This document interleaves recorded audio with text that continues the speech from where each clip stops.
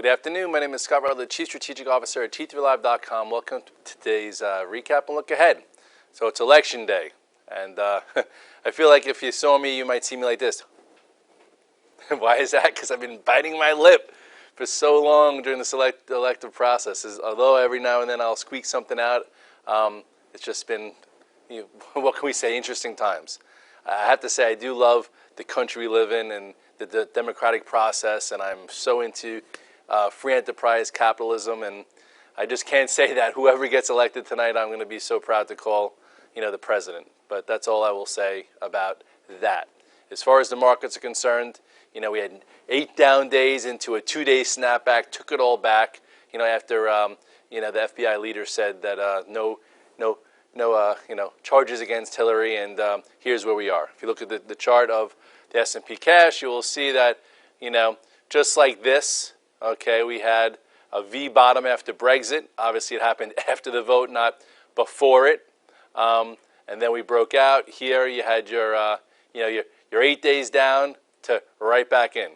So if you do follow, if you watch us, we talked about where can we go pre-election. Even in CNBC.com, I gave them my levels yesterday and said we'd probably see a move back to the 50-day and the oscillators at 0. So from minus 70 in the 200-day, what a quinky dink. We're right at the 50-day at the descending trend line heading into the actual election. Never making it easy. It would have been nice to have been down here going into the election, so at least you were, oversold and, it was a better setup versus right back to the neutral line. So the question is, what do you do tonight, for trades? Well, to me, this is, on a short-term active cash flow level, if you trade for P&L and for a living, it's just like going into an earnings event. You don't really know. So whatever you do, you better make sure you have a reason for it. If you think Amazon's overvalued and you go in short and it could gap up 80 points in your face based on the earnings report, if you think it's the best growth stock in America and it's not enough, it could be solid but down 60 points. Like for this, it's not saying it's the same, but I'm just saying it's a binary event, so you need to know why you're in a trade and your exit plan and what you're looking to do. If this happens, then that, or that happens, then this. My gut tells me, which I also wrote about in the blog post that was actually the top article on their website all night, was that if we get up to like 2146 and Clinton wins, and the Republicans keep the Senate, et cetera, et cetera, et cetera, we'll probably see a move to 1965-ish. Where is that on the chart? You go back to the chart. This I think is what? This is 1969. So it wouldn't be so nuts if we go back to here, okay, which would be then third up day into resistance, and most think that that would be sellable. I guess that would make sense, right? Come up to here, retest, and then maybe we build some kind of, consolidation to show commitment to this room off the low, or this move off the low. So maybe there's another day, and then we see some commitment, and then perhaps a Santa Claus rally into new highs. I don't know. A lot of people are saying we're going to open up, sell down, and we're in a bearish tape, et cetera, et cetera. So a lot of opinions out there. The fact of the matter is, what took 9 days to come down took 2 days to come up. So obviously the springboard was a little bit more springy to the upside. Okay, and what do? We took back the 8-day, we took back the 21-day, now we're at the 50-day. So, but if, I guess Trump pulls off, a miracle of all miracles and wins, okay, to potentially get 20 handles to the upside into this 2165, is it really worth the potential risk of, if Trump does win, the knee jerk will probably be below Friday's low of 2083, and could be even lower to here, or who knows where, or maybe even down to here. So, if you're, again, a day trader trading for alpha and cash flow, chances are you should have risk down, especially after these 2 big days. You could even have a Clinton win, and and we might even be flat. That would who would win then? All the options premium sellers, all the guys selling premium in the 216, 217 area, and all the people selling the puts. And then we could have a whole, maybe an inside a few days that way. So, who knows? We'll see what happens. All in all, again, unfortunately, all this action's around an election that nobody really loves who's going to be the winner. And I guess the only thing we can do about that is, I don't even know what we could do. Maybe do a better job in the primaries, finding someone a little bit more qualified, and maybe, I guess this is also a reflection of society, right? As a joke, I'm just going to throw it out. 30 years ago, which of you guys watching, you had Leave It to Beaver. Golly gee, Dad, don't talk like that to your mother. To every, 5 years, a new sitcom would come reflecting society, which is fine.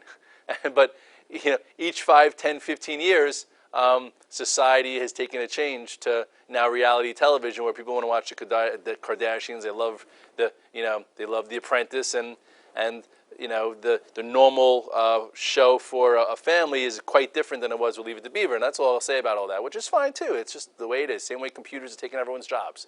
You can only control your own situation and try and do the best you can for your family, and trade what's in front of you. And right now, the only trade you have in front of you is whether you vote for Clinton or Trump or the Independent or nothing.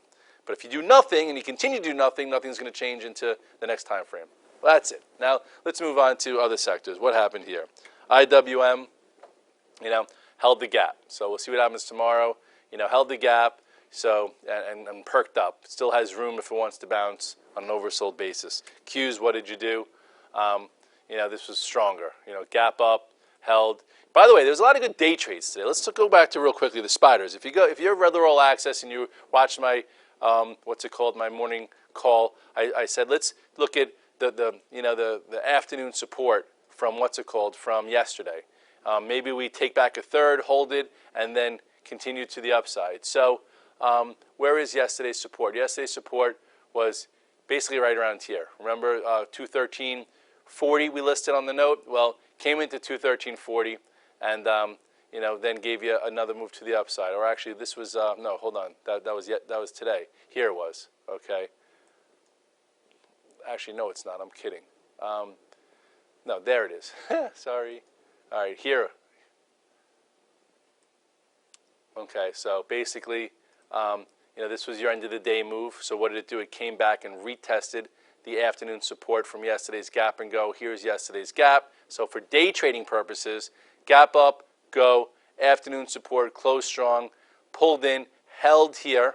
Okay, so this could have been buy area number one, and then when it took out yesterday's high, whether it was a pulls at 11 o'clock or not, buy area number two, and then pulled in and closed a little bit off highs. But all in all, a decent day trade. You have a strong day one, you give back 25% or a third and it holds it, that means you can get a continuation day two. If it would have pulled back to here or filled the gap, it would have shown you that there was no commitment to that day. So all in all, for tactical purposes, here's your close, here's your minor pullback, a higher low versus the gap. You could even waited here and then figured that if anyone was still short from the prior day, that was your spot to cover. So a decent day trade, and I'm sure a lot of the, see the Qs did the same thing. Gap up, boom, went to the highs, came back towards the afternoon support-ish, and then also took out the yesterday's high, which is a pivot, which we list on my note. So you had support, then you had the pivot, and then you had continuation. So, that's what you need to learn if you're not going to be taking overnight risk on how to, enter the following day. And a lot of charts and stocks did the same thing. I talked about Google. Again, if you've read the Roll Access and watching this in the high beta tech section, I said, if we see a minor pullback, this is a spot to look to buy a dip. If it goes green, you take that trade, or if it goes above yesterday's high, you get a push to this higher level. So, you go to StockWise, you just say, look at Google, okay? Google had a big move, on on yesterday's gap and go, okay? Came in, retested pretty much the support, made a higher low, and then took out yesterday's high and gave you a nice move. So you could either bought, at support, above the gap if you were trading versus the gap, or added taking out the yesterday's high for a trade, okay, and then wound up having a good move. Amazon took a little time also, but similar thing. Amazon, here is your gap up. If you're trading versus the gap up, came in, tested support from the prior day, then took out yesterday's high and gave you a little bit of a trade. So those are those are day trades. It's day trading 101. Okay. Actually, this was even a little bit sooner. It was down here. I just drew the wrong line. And then also, if you were, what I focused on was Apple. Okay.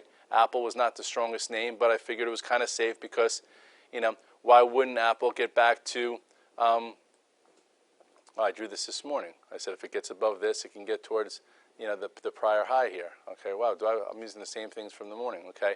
So here, okay, you go to your 5-minute chart, okay, 5-minute chart, here it is. This was yesterday, gap up, prior day's high, came into support, so that was your Bible support. Okay, this is actually Google, I'm sorry. I mean Amazon. Jesus, I'm a little off today. It's been a long few days. Oh, there it is. Okay, this was, this was here. Actually, yesterday really wasn't that strong, but when the monster market took off, you then had, the prior support, which is 109, what was 109.50-ish? Okay, then it took this out right before leaving and gave you a move up towards the 8-day. That's what we were looking at, just the 8-day. That's why I was a little thrown off. That was Amazon. So here it is. Okay, I was like, why can't Apple at least tag the 8-day and still not be, it doesn't have to go back to highs, doesn't have to fill the earnings gap, but, a little bit of a hold and then inside day and then hold higher and continue. So that was like a low-risk trade that the VTF saw me take, and I just took it off at the end of the day because it's still not acting so strong. So that was just a tactic. Another tactic was Facebook. I was like, can Facebook hold yesterday's low and get into the earnings gap for cash flow? So if you look at Facebook, what did it do? Held yesterday's low, was a little weaker yesterday, so that's why I probably trapped some shorts, and then here was your pivot to buy. Once it went over yesterday's high of 123.21 and then took out the post-earnings high of 123.28, then shorts get worried and you get a squeeze into a gap that has room to fill all the way up to here. So this today, not caring about whether it be Trump or Hillary, was a tactical trade for you. And if you had to keep something overnight a little bit, maybe you kept a little bit of this. But that was a decent day trade where, you could have taken it off and made some cash flow and moved on. So that, again, is your the way you make a living is finding these type of setups. Every setup's a little different. Some are gap fills, some are holding the prior day's low, some are just getting over the prior day's high, some are, shorting into resistance. It all depends what you're looking to do. But again, this is how you make a living. If you're worried about your 401k and 529, maybe you put too much in there and you don't have enough in the bank and, you're listening to too much media. But overall, we've talked about this, the S&P, and you go longer term, okay, again, over time, who wins? Over time, the bull market wins, right? And you could use technicals too. I remember this. I did this with Kramer. Here was the roaring 80s, the go-go 90s, ascending channel broke, then you had a descending channel broke, another ascending channel broke, big plunge, took out the double top, boom, support, nominal high, and this is where we are. But ultimately, if you stayed the course, putting, $100, $500, $3,000, $7,000 a year, whatever it is, every single year into an S&P fund, you're doing just fine. Okay, and even if we came in further and, something happened next year, it doesn't really matter because if you're 25, 35, 45 and you're doing this for 20 more years, chances are, with historical data behind you, the bull market's going to win. But again, that's a whole different story. But if you think, okay, you know what, Red Dog, the bull market's going to win, I'm going long my entire account, into tomorrow because I think Hillary's going to win, and then we're down 20 points and you can't handle it, which is what kind of happened here. Everyone thought, I'm going to be long my entire account, we're going to break out. And then that happened. A lot of people's year was lost. And then on this snapback, the world was supposed to end. This is baloney. It's going to fail right here at the end of 8 and 21 day. They got short here, got short there. Instead of adjusting here for a move, they stayed short and they lost their whole year. So right back here into a descending trend line, probably better to be a little bit more neutral. Again, even if we happen to open up on a clean win to here, or if we have this surprise, it could be different.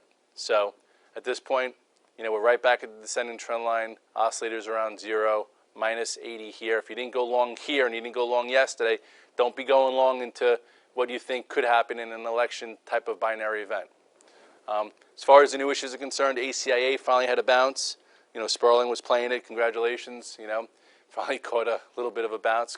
Finally closed above the 8-day moving average, which it's been below for quite some time. So I know there's a lockup tomorrow, so if you took it home long, you're doing it at your own risk. Here's your 21-day. That would be your next spot of resistance. Chances are a lot of people probably got out of some of their lockup stock at 100 to guys in the market that didn't have any support by the investment bankers when it broke price. Twilio, some of us caught a cute little trade here, but didn't really amount to much. This is not above the 8-day. Look at this. Trending below. You do not stick with the stock trending below the 8-day. You only do that here when it's above it. And when it's above it, this is when it broke it. So at some point, maybe, this also breaks that downtrend and gives you a pop. We'll see. It hasn't happened yet. NTNX finally found a bounce. NTNX, a little reversal, took out a prior high, ended okay. Maybe that's a start of something. It's got to at least hold half of it to continue. Some guys are scratching their head. If the NTNX went, why didn't Coop go? They traded together. They came public on the same day. Well, anyway, they're different companies. So maybe watch it, though, because people are like, oh, NTNX bounced. Maybe the market's strong. This takes this out. So see if that's the case. It's going to have to get above this like 26-ish area and stay above it with some authority. Oil didn't do much today. Just hanging in there at the low end of the range, below all the moving averages. Gold. Broke hard. Today was really weird. Gave you a little red dog reversal, pushed into the gap and failed. I would not be long gold into tomorrow or in general, but that's me. TLTs remain for sale. What are the TLTs doing? People say you can't trade the TLTs technically. I say that's baloney. Still, when it broke the 8 and 21 day, it was right here, right? So if you, first it broke right there. That was when the range broke. Came in, retested the descending trend line. Broke here, that was your route. Came in still below the 8-day and the 21-day and still below. So you can know how to, participate with the trend, whether it's below the 8 and 21-day or above the 8 and 21-day. Here, the gap up was above. Okay, here it was above before this topping tail. So lots of different ways to trade this besides just sitting it all year and rant about it. I'm not saying who does that. So in all, it is Tuesday. Tomorrow's going to be a crazy day, I think. I'm doing a presentation with Schwab again. If you watched the last one, we did the pre-election take, where basically everyone's like, should I get out of all my holdings? I'm like, no. And hopefully they did not, and I don't think they did. And then I just said we have to wait and see where we're at, come post-election, see the reaction to it without the opinion of who's going to win and how it goes. So tomorrow, I do speak for them at 7:30 to 8:30. I'm also on a panel at 6:15, but I shall be here tomorrow morning for the call and to trade and to be on the VTF. And don't tell them, but they say go at 1:30. I'm not going to go there till 4:30, so I'll be here all day to trade the action and help guide everyone, and then head over there for makeup and whatever it is that they need to do to me.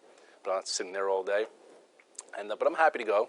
Going to be with Nate Silver. Nate Silver has got like 1.5 million Twitter followers, so I guess he's important. He did say that he'll take 5 minutes to sign autographs. Woohoo, lucky me. And anyway, with all that said, it's not been the easiest tape. There's been surprises. The consensus has usually been wrong. We'll see what happens tonight. All in all, though, the election process, let's hope it just works and we have a president tomorrow and it's uncontested. And then kind of realize or figure out why, 70 million people wanted something different, that they don't think the system's working for them. Whether they're not working for themselves or the system's not working, that's a whole nother topic. But at this point, all you can control is your keyboard. All you could do is provide a good example for your family and friends and continue to look at the world glass half full with a positive approach. And that's kind of the way I like to go about it. Have a good night.